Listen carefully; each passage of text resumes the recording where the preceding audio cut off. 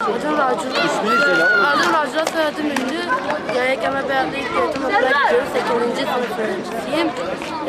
Bir de bu çalışmanın yapılması bence olumludur. Çünkü insanlar Peygamber Efendimiz'in hayatını daha iyi anlıyor, daha ayrıntılı bir şekilde öğrenmesini sağlıyor.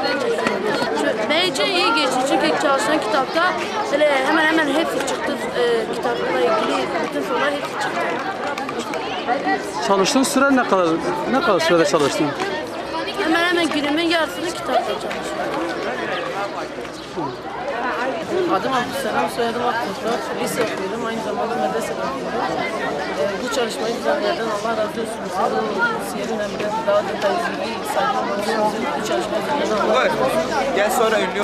Sınav iyiydi, Allah razı olsun. Yani çalıştığımız için fazla zor değil.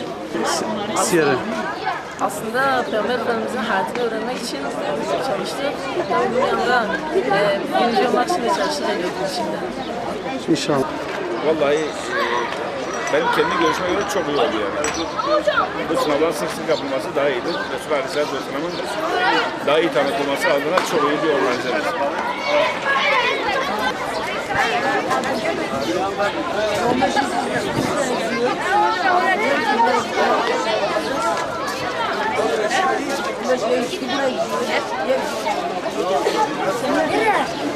Niye? Ben